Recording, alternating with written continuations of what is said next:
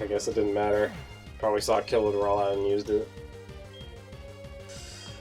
Oh boy. Okay, there we go. At least that was pretty funny. That must is something you keep on the stream just to show how meme-worthy it is. Yeah, I mean, I'm keeping that moment. What the fuck? And welcome back, this time to Pokemon SoulSilver, Hardcore Nuzlocker. You'll probably notice I'm narrating this time. I'm mainly experimenting on how the most fun way to do these videos would be while not being so demanding to edit. So you might see some inconsistency in how I do these videos. Anyway, let's get the formalities out of the way. A Nuzlocker is a self-imposed challenge designed to increase the difficulty with 3 core rules. 1. You can only catch the first Pokemon in any area. 2. Any Pokemon that faints can't be used in battle for the rest of the game. And 3. All Pokemon have to be nicknamed to increase their sentimental value. I'm doing a variant of this called a Hardcore Nuzlocker. I learned about this rule set from a channel called Pokemon Challenges, so subscribe to him if you haven't already. This adds 2 additional rules. No using items from your bag while in battle, and no overleveling the next gym leader's highest level Pokemon. This makes the game blue-ballingly difficult, so I thought to spice it up a bit more, I'd use the Battle Tower rules on top of that. Also, since I'm impatient as hell and I hate resetting over and over, I'm save editing to skip any long minigame that doesn't involve battling like the daycare or game corner so that I can get past each section faster. Also, I got other rules, but I'll explain those if they come up. This was attempt 25, and I got emotional support from my buddy Lancivus and help from a Twitch streamer called DimixMT. Links to Lancivus' YouTube and DimixMT's Twitch will be in the description. Anyway, Pokemon SoulSilver! So I loaded right in, and I walked downstairs, and this musical number isn't going anywhere. As soon as I got the chance, I fiddled with the settings so I could make the text not take 3 Fimbulvinters to complete, and change the battle mode to set, because why the hell would you play on anything else? I checked my trainer ID because 3 Pokemon to choose from is just too much for a 23-year-old like myself to handle, so I'll have a number do it for me. And I got a 0, which means I have to choose anyway. Basically, you can use your trainer ID to select your starter Pokemon if you're, well, feeling like randomizing your starter. 1 to 3 is grass, 4 to 6 is fire, and 7 to 9 is water. Thankfully, this is Gen 2, so that means anything that isn't Totodile can be dropped in a vat of lava for all I care. I'm sorry, Cyndaquil, I love you, but you absolutely suck.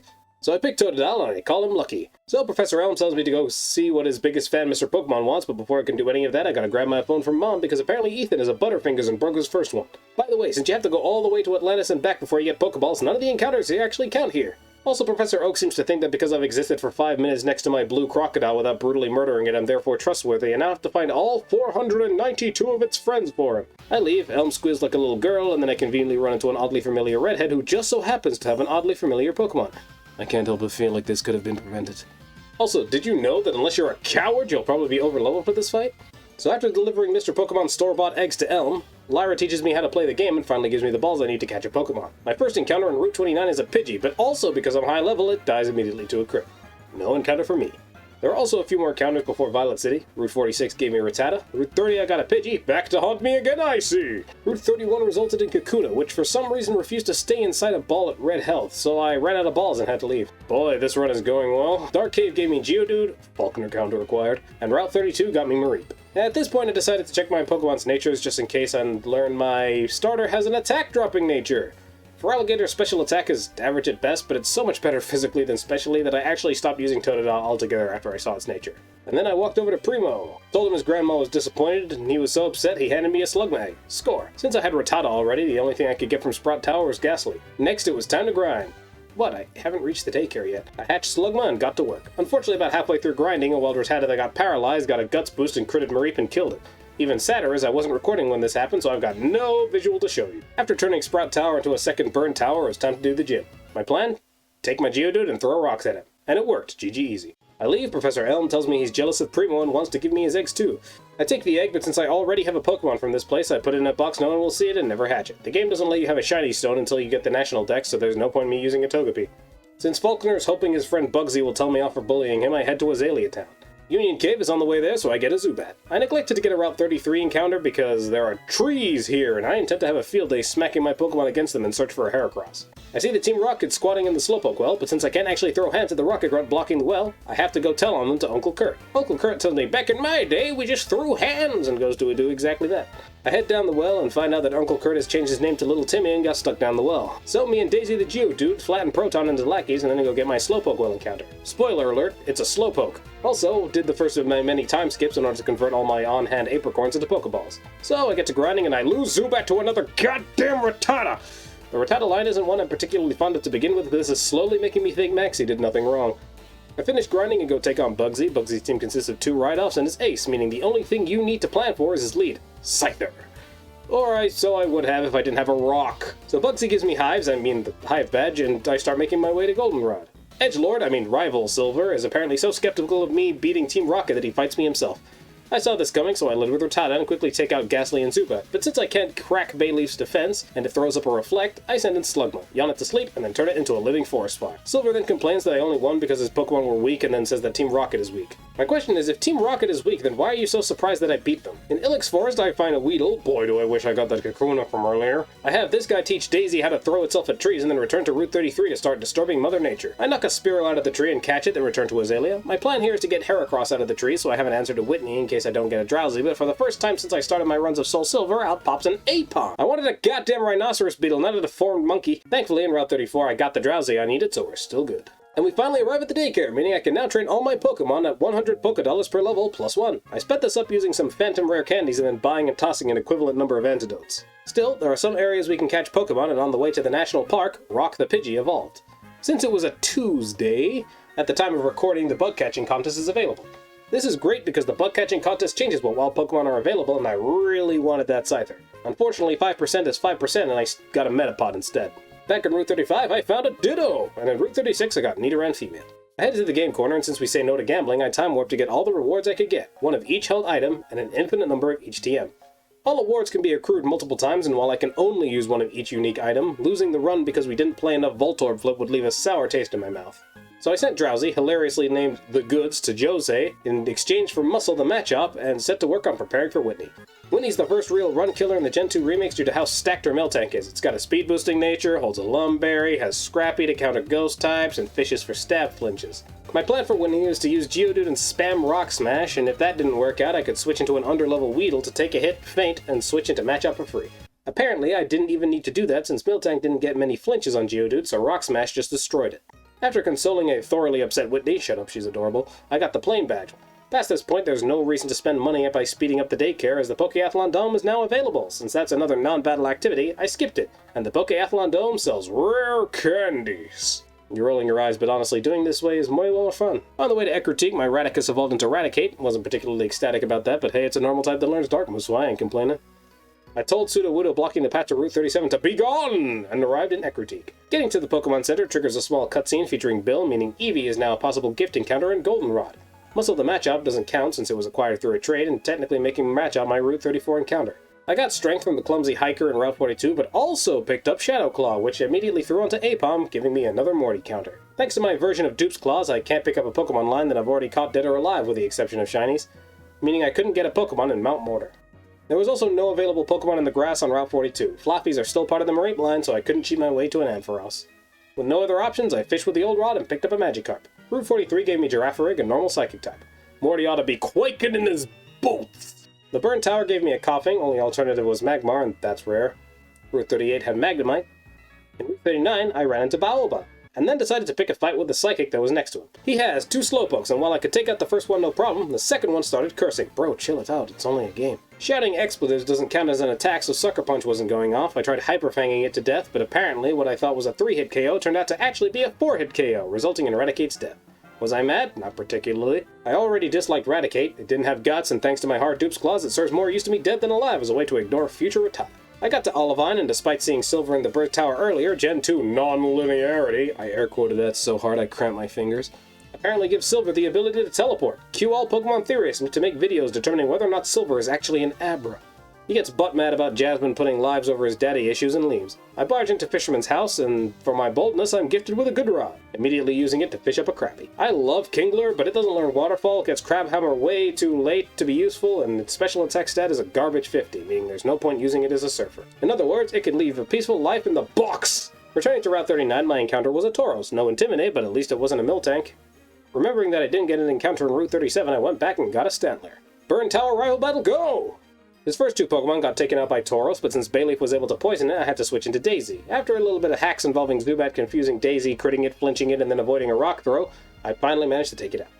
Silver sent in Magnemite and confused Daisy again. Daisy hit herself, and then I did something super dumb, thinking, it'll be fine. I hit Magnitude, but not only was Magnemite faster than Geodude, but it has Sonic Boom. I'd been looking up the movesets of my opponents up until now, but this was the one time I didn't and completely failed to consider Sonic Boom. Basically, I deserved it. I sent him a Chop, finished off Magnemite, but Golem's a Pokemon I actually like, so I may have cried like a bitch for a few seconds. I told the legendary beast to shoot, and then prepared for Morty. Current level cap is 25, so Ghastly became Haunter, and then immediately became Gengar, because trait evolutions are great. Decided to pick up Eevee from Bill, and then it was Morty time. The plan at this point was actually suggested by Dimix MT. Since Girafarig was likely not going to see much use outside of this, it was better to use it as a lead. It could hit Morty's entire team super effectively, and even if it died, I wouldn't miss it too much because I wouldn't need it. Thankfully, it never got that far. I also learned of another strategy thanks to Dimix MT, where you get the Pokemon to the edge of the next level, but keep it under the level cap so that it levels up during the battle, giving me a better chance of pulling through. That badge was so easy, I almost want to try that again. I take the badge in his Shadow Ball TM and slap it onto Myrtle the Gengar. Next is the Chuck Split. Bill's Eevee had a quiet nature, which was the perfect nature for Vaporeon, which is what I evolved it into. Thanks, Pokeathlon, for making your stones easily accessible. Can you sense the sheer sarcasm in my voice? Remembering that I needed to get Surf, I walked into the Ecruteak Theater, slapped the Rocket Grunt, took my prize, and ran for Olivine. I cleared out the lighthouse, chatted with Jasmine, hopped on Route 40, found a tentacle, accidentally ran from said tentacle, swore, went to round 41, found another tentacle, caught it. I arrived in Cianwood, evolved Machop into a Machoke, which didn't last too long as I immediately turned into a Machamp afterward. Gotta love trait evolutions. I entered the gym to clear a path to Chuck, but apparently if the enemy Hitmonlee was having a great day with a focus energy boosted crit rate, it jump kicked Pidgeot into the next run. Having lost Pidgeot, I no longer felt safe challenging Chuck, so I decided to get the medicine to Ampharos before Chuck rather than after to squeeze out a few more encounters on the way to the Safari Zone. Route 48 gave me Vulpix, helpful after Chuck, but not really before. Headbutting trees in the Safari Zone gate gave me one of the two answers I could have gotten for Chuck, that being Hoot Hoot. I could have also gotten Execute, but I have no idea if each different tree has different encounter tables, so I don't know if a different tree would give me higher chances of that. Route 47, I fished up a Chinchou, and while getting back through Cliff Cave, I ran into a Steelix, a rare 2% encounter. Steelix by itself isn't all that rare, and I can also find Onyxes here and some earlier areas, but I absolutely love getting rare encounters, even if the mod itself isn't all that rare. Upgraded my team, Chuck time. Decided to take Girafarig with me again this time since it lived through Morty, and after this I absolutely would not be using it again. Primeape, the double-teaming asshole, avoided every Psybeam Girafarig threw after the first, and thanks to it, Focus Punched Girafarig out of the game. I had no good answers to the dodge-heavy Primeape, but Myrtle the Gengar was holding a wide lens, so it stood a better chance of taking out the Primeape. I landed 2 Shadow Balls in spite of the extra double team, so I was good to go. Poliwrath came in, I fired off a Thunderbolt and got a crit. Well, okay then. Storm Badge acquired. Chuck's wife, in the hopes that I'll get her off this island, hands me Fly in return for winning the Storm Badge. I refer her to the nearest couples therapist before flying off toward the Lake of Rage. Got me my red Gyarados. Thanks, Shiny Claws. I met Lance, who talks to me like he really wants me to be his sidekick or something, and then took a look at red Gyarados I caught. Learning it had Jolly Nature. For those who don't remember nature off the top of their heads, that means it's faster than usual with no drawbacks. I head back to Mahogany, and Lance, takes his end of a bribe by having a stuntman fly into a wall right when I walk in. Superman, Lance, asks me what held me up before we break into the base. Batman, Lance, wreaks havoc in the base while I turn off the security. Silver apparently gets his name changed to Sasuke Uchiha by Lance. I tell Petrol he's a terrible voice actor, follow his bird back to the generator before being interrupted by Ariana, who is suspiciously red-haired and is the interim boss in place of Giovanni. But our battle's about as relevant as that theory since I'm teamed up with a level 40 Dragonite. I pick up one of the electrodes, take out the other 2, and then prepare for Price, taking a Ninetales I hadn't used before this point. Price time! Blasted Seal with Magneton. Magneton compels Price to send in Piloswine since the other one is a Dugong, which is weak to it. Switched into Gengar since I predicted a ground move. Expecting Piloswine to use an ice move, I then switched into Vaporeon, but apparently it just hailed. I guess it didn't see a KO on Gengar with any of its moves, so it just chose to set up.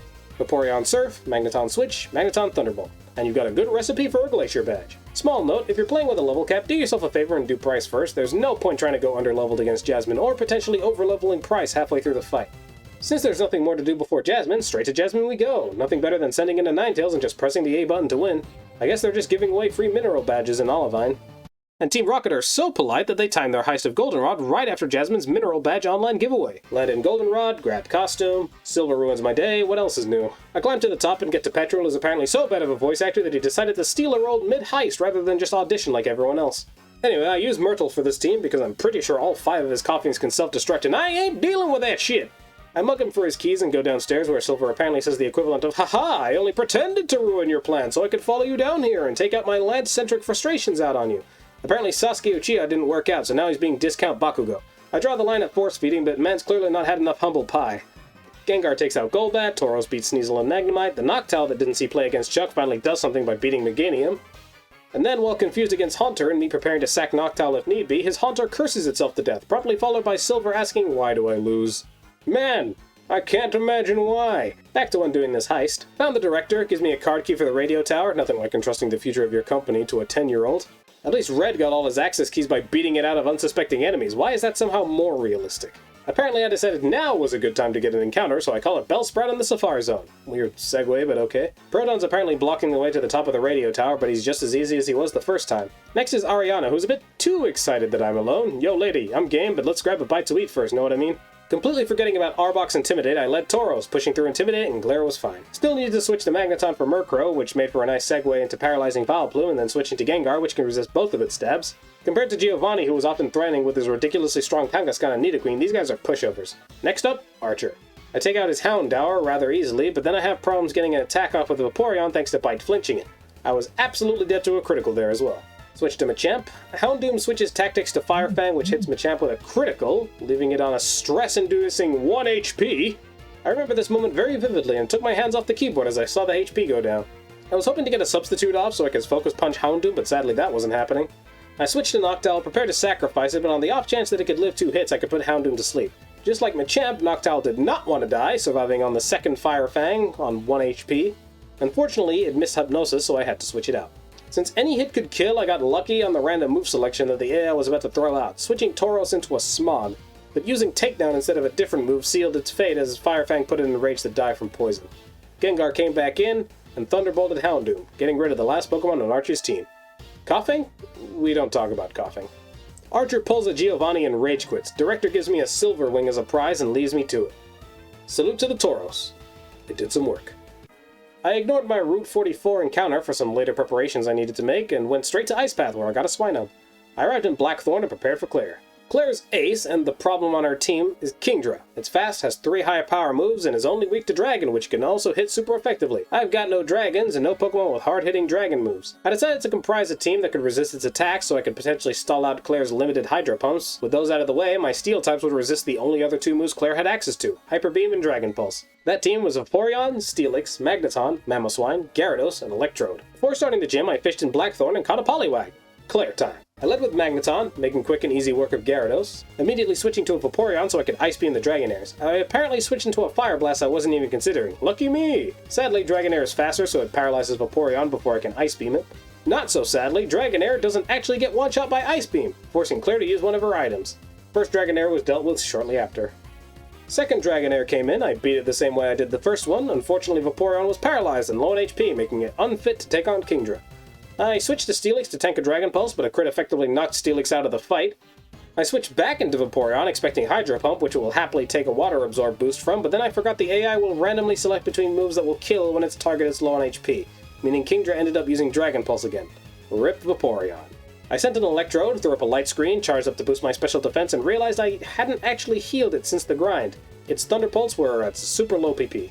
I hit it with 1 Thunderbolt, replenished the screen, then gave it a salute as I ordered it to self-destruct. But since Kingdra had been smoke-screening Electrode since it came in, self-destruct missed! I sent in Gyarados, and thanks to the light screen from Electrode, it was taking practically 0 damage from Kingdra's attacks. I used Twister to get it in range of an Ice Fang kill without prompting Claire's items, and then use Ice Fang for the win. 2 deaths is pretty good. What's not good is they were both entirely avoidable. Had I 1, just healed my Pokemon, and 2, just remember how Pokemon AI works. Claire's salty, so she sends me to the Dragon's Den to do a test not even she has passed. I swear the Elder in the den saw me and was like, "Oh, for fuck's sake, not again!" Writing in this game is good, because Claire comes in and her lines just scream how much of a shit-eating grin she has on her face. After getting scolded by Grandpa, Claire forks over the Rising Badge. She then apparently grows a conscience and hands me Dragon Pulse on the way out. I know there's a Dratini gift here, but the Elite Four level cap is 47. There's not a single chance I'm getting a Dragonite before postgame. I pick up the Master Ball from L and begin the hunt. For what, you might ask? Raikou, of course. I skipped around 44 and 45 encounters specifically because I wanted to use one of them to acquire one of the 2 available legendary beasts. My favorite is actually Entei, but I really don't need a fire type right now. After a little bit of flying on the spot to get Raikou near, I move into Route 44 and it's there!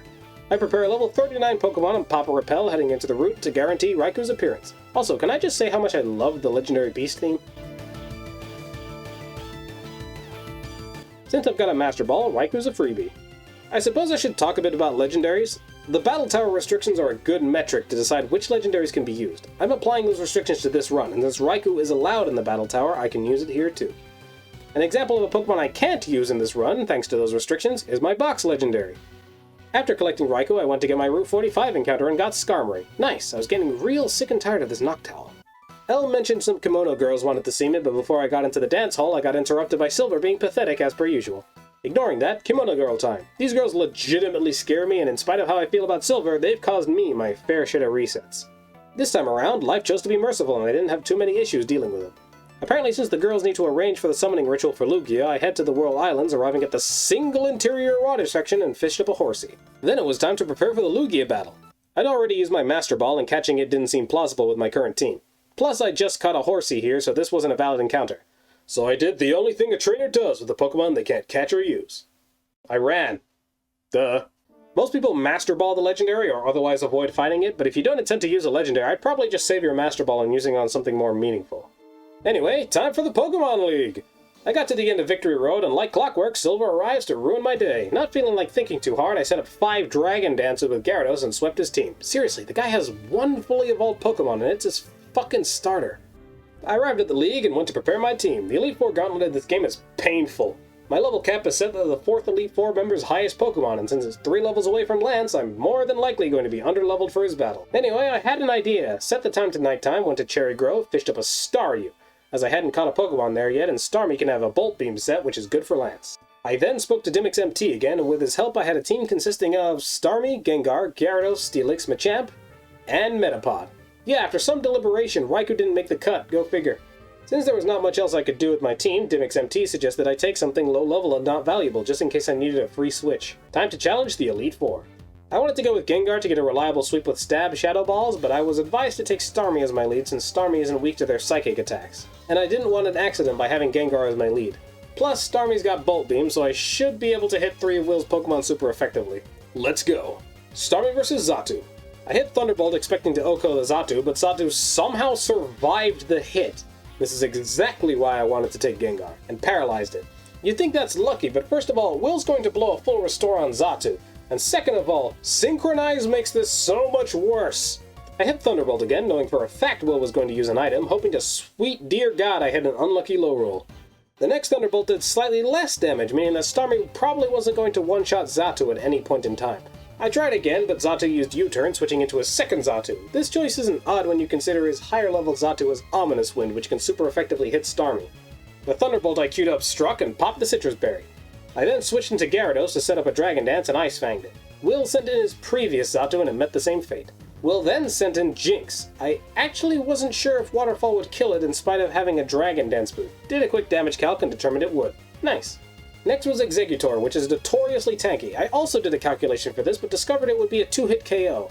Gyarados is in a nasty position since I didn't remember if it got a special defense drop, so I switched into Steelix. Exeggutor put Steelix to sleep though, so I couldn't get any moves off. Now I was in a tricky position since I couldn't safely switch into any of the Pokemon I wanted to use. I cleverly decided to switch Starmie into a Psychic it would resist, and then since it would see more damage with Egg Bomb, I'd switch into the immune Gengar. This worked, but rather than use Egg Bomb, apparently Exeggutor just wanted to set up another Reflect. I didn't mind, of course, taking out Exeggutor with a stab super effective Shadow Ball. Will sent in his last Slowbro, and I wasn't doubting Gengar's potential anymore. I ran a calculation after this. Had I just used Gengar, I would have outsped and one-shot every single one of Will's Pokemon after this.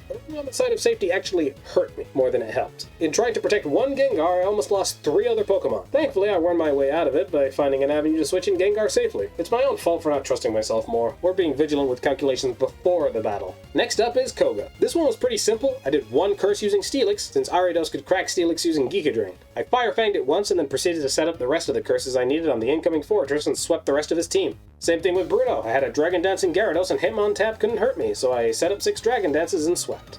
Next, Karen. This wasn't going to be so simple since Karen features non-dark types on our team. I led with Machamp hoping to get off a substitute since Umbreon could go either Double Team or Confuse Ray, and it doesn't always Confuse Ray. It went Confuse Ray, but I got up a sub. I tried to get off Focus Punch while Umbreon struggled to deal with a substitute, but sadly it hit itself twice. Not wanting to risk a Focus Punch miss after all that damage, I went with Vital Throw, a move that has negative priority but will always hit, rendering Double Team useless. 3 of these blows through Karen's item and gets me to her Murkrow. This thing is deceptively strong. Anticipating a flying move, I switched to Gyarados to prepare a switch, but it turns out that it decided to use Whirlwind. Pokemon AI is so weird when it comes to moves that force switches. What it switched me into was Metapod. Could have been literally anything else besides Machamp, and it went for a level 12 Metapod on my team. Well, I took the opportunity to switch back into Gyarados for another Intimidate. Not wanting to wait for Whirlwind, I went straight for Ice Fang rather than Dragon Dancing. Then came Karen's top dog, Houndoom. There's a turn of setup in which Houndoom sets up Nasty Plot and I set a Rain Dance. I actually have no idea why I didn't just Dragon Dance, but I guess I wanted to reduce any fire damage if I decided I wanted to switch. Houndoom sets up another Nasty Plot, but I was done waiting and used Waterfall, knowing I'd kill it with the Rain Boost. Turns out I didn't need it. Apparently, even if Gyarados' attack IV was garbage, Waterfall would have still have one-shotted it. Also, I have not known the sweet joy of damage calculating before this moment. Holy shit! In comes Vileplume and it eats an Ice Fang. Opting to Stun Spore Gyarados. I set up a Dragon Dance to boost my damage to ensure I didn't just get a high roll. Took it out with Ice Fang. Gengar comes in, and since it's a fast boy, I switch in my own Gengar. Now that seems dangerous, but Karen's Gengar doesn't have much going for it. Its 4 moves consist of Focus Blast, Destiny Bond, Spite, and Lick. Focus Blast can't hurt me, and Lick is 30 power. I was not worried. Opting not to risk Destiny Bond though, I put it to sleep first, letting me Shadow Ball safely. Karen beat. So far, 2 of the Elite 4 have been free, and 2 of them have been annoying. Will, I spent most of the match trying to correct a pre-battle mistake, and Karen not relying on attacking moves most of the time makes her kind of wacky to fight against with all the status and stat boosts she throws out. And neither of them compare to the absolute juggernaut that is the upcoming Lance fight. I put Starmie in front and head to Lance. Now, champions are, well, champions. They're supposed to be difficult, but Lance isn't where this game ends, meaning I have to err on the side of caution to preserve as many options for later as I can. And also, I've never actually been able to beat Lance in the last 24 tries I did of this game. Time to leap into danger. I thought Gyarados would be simple, having Starmie Thunderbolted, but once again, Thunderbolt does not kill Gyarados. This actually works out for me because it forces Lance to use a full restore and a high roll Thunderbolt kills Gyarados afterwards. Lance then goes straight in with one of his 3 Dragonites who I was not expecting to deal with this early. Thankfully, the reason I took Starmie kicked in, one-shotting his first Dragonite. He sends in a second Dragonite and history repeats itself. Lance finally grows a brain and sends in Aerodactyl. I thought that I would outspeed it easily and hit it with a stab super effective Surf, but it turned out that Aerodactyl was faster and Starmie died to a crunch. Lance's Aerodactyl is a lonely nature, and as the champion, his Pokemon's IVs are nearly perfect. In spite of this fact, that crunch was actually a range. Starmie had a 43.8% chance to live that attack, but of course, that would be too easy. Steelix comes in, sets up a great number of curses, then takes out Aerodactyl. Lance obviously sees the huge Steel type and sends in Charizard. I'm not too concerned about Charizard's fire moves because it's a physical move and because I have a huge number of curses set up. The only way he's cracking Steelix is with a crit. Unfortunately, the AI is clever about this and starts using Air Slash, which not only hits Steelix's weaker special defense but has a flinch chance, and it got 2 flinches. This was the point where I was supposed to switch to Metapod, but I panicked and chose to stay in with Steelix to hopefully get a move off. I didn't, and Steelix died. I have no idea why I didn't just switch in Metapod. I guess in my stress I completely forgot that I had taken it on my team. Steelix completely died for nothing. But now I have a free switch, so I sent in Gyarados and got flinched again. But I managed to get a Dragon Dance through and defeated Charizard. Lance is down to his last Pokemon, the level 50 Dragonite. I went for Ice Fang, I was a level below, but it seems like the boost was just enough to take out Dragonite. So therefore, I defeated Lance. Now, everything could have gone very wrong there. After finishing the game and during the writing of the script, I decided to run that calculation again. Gyarados had an attack IV of 3. With a +1 boost, Gyarados actually only has a 68.8% chance to one-shot it. I have no idea what move Lance locked in. If it was Outrage or Hyper Beam, then he wouldn't be able to use an item and I could finish it off with Gengar. If it was Fire Blast and he killed Gyarados with it, he could have full restored his Dragonite and then there would be nothing I could do. But it's fine, I won, I was the Pokemon champion. And Metapod survived the ordeal when it could have fallen in place of Steelix! Darn Metapod, the only reason you live is only by the grace of the giant metal snake that gave its life to preserve you.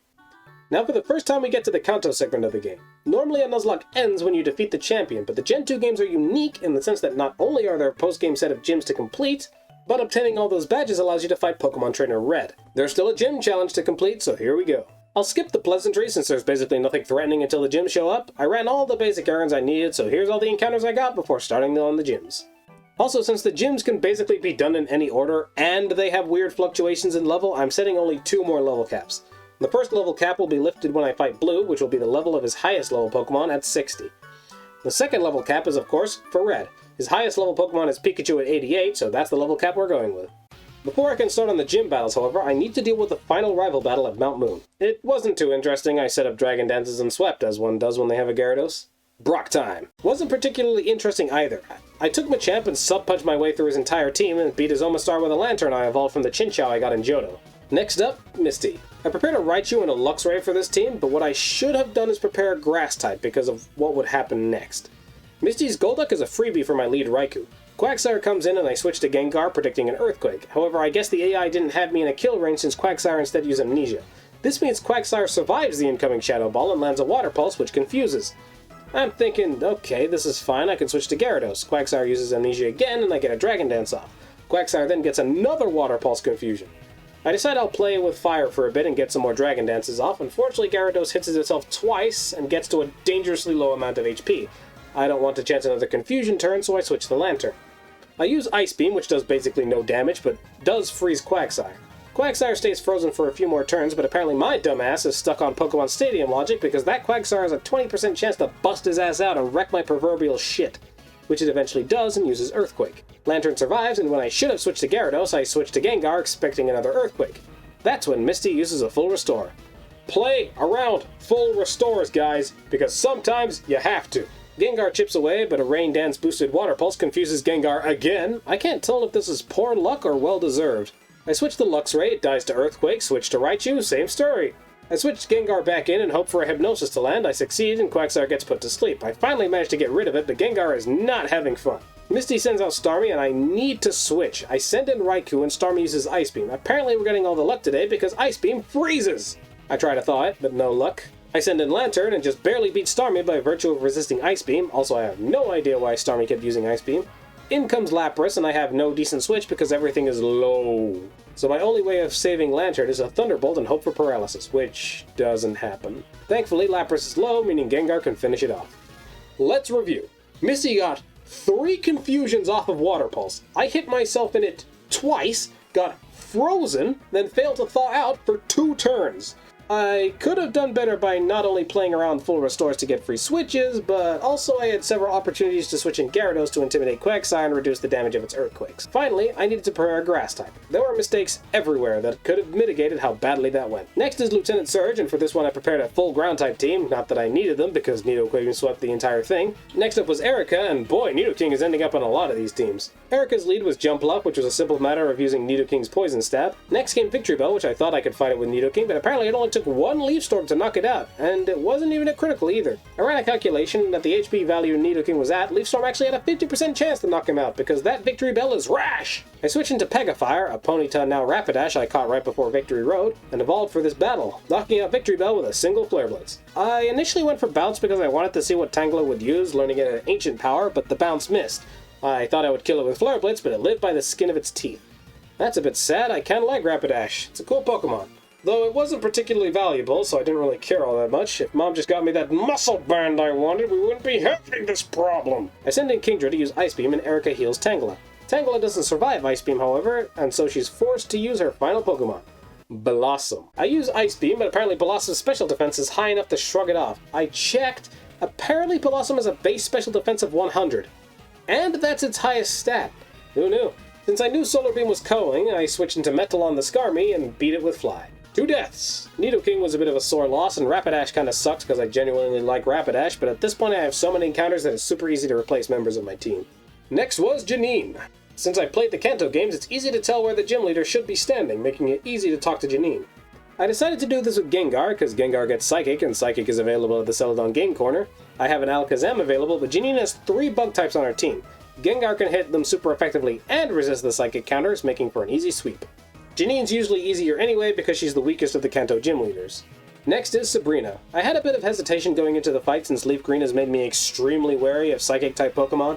I ended up leading with Gyarados so I could Dragon Dance and sweep with Bite, which paid off apparently. I guess we're off to Blaine?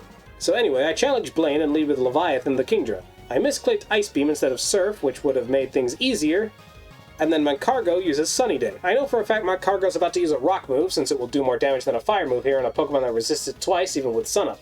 Also, Sun is up, so my Water moves are less effective. Even more relevant is Blaine's Magmar, which has Thunder Punch. So I swap into Quagsire, a Pokemon that solves all of these problems by virtue of its typing, and the fact that it has Earthquake.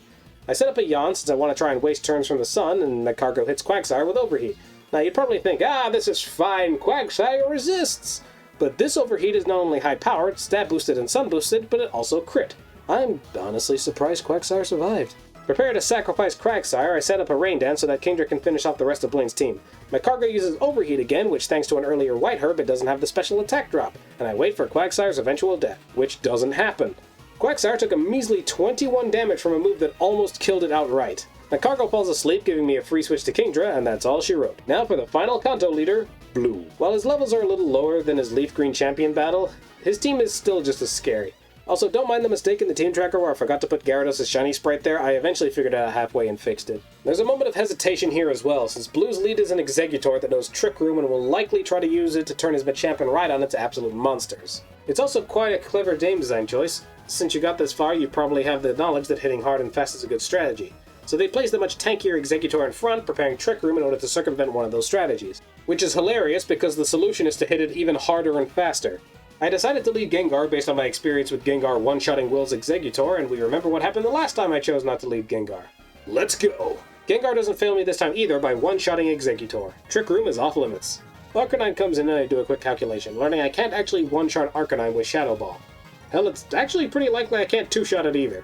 I switch to Gyarados, which not only resists fire, but also has Intimidate. Arcanine uses Flare Blitz, which does negligible damage. Gyarados had negligible damage? I can't imagine what I'll do next. I set up a Dragon Dance, and Arcanine changes taxes to Dragon Pulse. I Waterfall it, and the subsequent Rhydon in blue decides now is a good time to send in Machamp. By the way, this Machamp has amazing coverage. It has No Guard, Dynamic Punch, Earthquake, Stone Edge, and Thunder Punch. And of course I do another calculation because I'm unsure and I can't reliably beat Machamp from here. I know it probably intends to use Thunder Punch, but I know that Gyarados is rather low HP, meaning it could use any other move that would possibly kill. I don't think it could kill me with Dynamic Punch, and I bet on that fact so I can switch to Mamoswine. Why Mamoswine? Because Mamoswine is almost certainly weak to Dynamic Punch, meaning if Mamoswine remains relatively healthy against Machamp, I can switch into Gengar, which is immune to Dynamic Punch, effectively giving me a free switch. It pays off, Dynamic Punch phasing through Gengar, and I take out Machamp with 2 Psychics. Machamp did hit back pretty hard with a Stone Edge though. Gyarados comes in, but it's a simple matter for Thunderbolt. And finally, Blue's Ace, Pidgeot. I stay in and use Thunderbolt, but I don't really know why I didn't just switch to Raikou and use a Stab Thunderbolt from there. If that Air Slash critted, I would have lost my Gengar. I don't remember my thought process, but I was probably unconcerned whether or not I lost Gengar or not, because I had absolutely zero intention of making use of him for red. Since this is the penultimate battle and I'm free to switch my team before the last one, I can happily expend any Pokemon I don't necessarily need for the last battle. I actually think Gen 2 is the only game with this kind of dynamic because most Nuzlocks end after you beat the Elite Four and Champion, which don't let you switch around. Anyway, before doing red, I decided to run one more errand, that is finally picking up the Dratini egg from the Dragon's Den. When I was thinking about my team, I simply didn't have good answers for Venusaur and Charizard. I would have sought advice from Dimix MT again, but I was super embarrassed about losing the Lantern to Misty, so I kept quiet.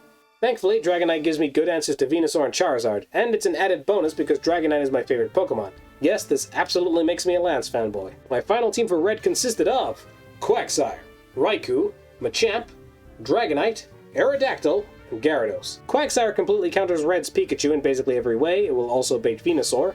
Raikou, because it's a powerful electric type and 3 of Red's Pokemon are susceptible to electric attacks. Machamp, because the Sub-Punch set I gave it will let me make super quick work of Snorlax. Dragonite, because I need a good answer to Venusaur and Charizard. Since 3 of Red's Pokemon have Blizzard and the battlefield is permanent hail, I'm half expecting Dragonite to go down to something before I'm able to deal with Charizard or Venusaur, so Aerodactyl is my backup. And Gyarados, just in case I find an opportunity to set up Dragon Dance and Sweep. Red's team is completely comprised of all-out attackers though, so I'm not too hopeful this will be all that useful. Since this is the final battle, I'm also under no obligation to preserve my Pokemon, and for a hyper-aggressive trainer like Red, it's better to have a strategy that lets me answer him anytime he knocks out my Pokemon. So this was the strategy I went with. I had Lancivus with me for emotional support. Time for the final battle. So I meet Red's Pikachu with Quagsire. Not particularly worried about Pikachu's damage since it can only hit me with Iron Tail and Yawn.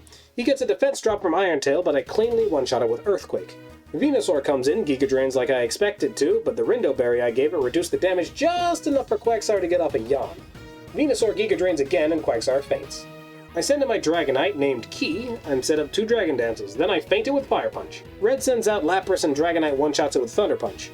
Snorlax comes in and I'm instantly worried that I can't one-shot it, but after a calculation I realize Blizzard doesn't actually one-shot Dragonite. So I take a bet on Aqua Tail not missing, doing most of Snorlax's HP, and not getting crit or frozen by Blizzard. Quite a few things can go wrong here. Unfortunately, everything that could have gone wrong that turn did go wrong. Dragonite missed Aqua Tail and Snorlax critted on Blizzard. Lovely. I send in Machamp and set up a substitute to determine how much damage Snorlax will do. Snorlax blizzards again, but strangely enough it doesn't take out the substitute. Oh boy, here I go! Machamp focus punches Snorlax into the next run, completely eviscerating. Red promptly sends in Charizard to meet Machamp. I give Muscle a salute, knowing it's going to have to die to let me switch in. I send in Aerodactyl and one-shot Charizard with Rock Slide. Red's final Pokemon Blastoise comes in and I Thunderfang it once, hoping the King's Rock I gave Aerodactyl would flinch, or that the Blastoise would get paralyzed. Neither of these things happened, of course, and Blastoise got a crit blizzard on Aerodactyl. Thankfully, Blastoise is wounded and I still have a Pokemon that can hit it as hard as possible. I send in Raikou and end the run with a Thunderbolt. I defeated Red, Pokemon SoulSilver was over. If Lancivus had told me at the start of the game that this was the run, I wouldn't have believed him. I lost a Pokemon before Falconer, and another before Bugsy. I also made several errors against important trainers that would have cost me the entire attempt if I didn't make several calculations or good guesses about what the AI would do. If there's one thing I take away from this, it's that Gen 4 games are ridiculously hard to Nuzlocke, especially with level caps and no items. Because of this difficulty, the lack of items, and the fact that my levels were more or less matched up with my opponents, I felt like I was brought back to the days where I'd play Pokemon Stadium with my uncle and we'd get stuck on hard opponents using rental Pokemon that were available. Theory crafting what team would be good for certain fights, and by taking away most of the tedium through time skipping, I turned this Nuzlocke from a super hard test of skill to a really fun team building activity. Doing Pokemon SoulSilver 25 times let me adjust and create a Nuzlocke rule set that suits me, and I'm definitely planning to do more of these in future. If you enjoyed this video, thank you very much for watching, and I hope you'll join me in Hoenn for when I do the Pokemon Alpha Sapphire Hardcore Nuzlocke. Also, do let me know if you prefer this narrative format than the highlights format, or if you'd like a mixture of both. Anyway guys, I'm Armaveris, I was assisted by DimixMT and supported by Lancivus. I'll see you guys in the next one.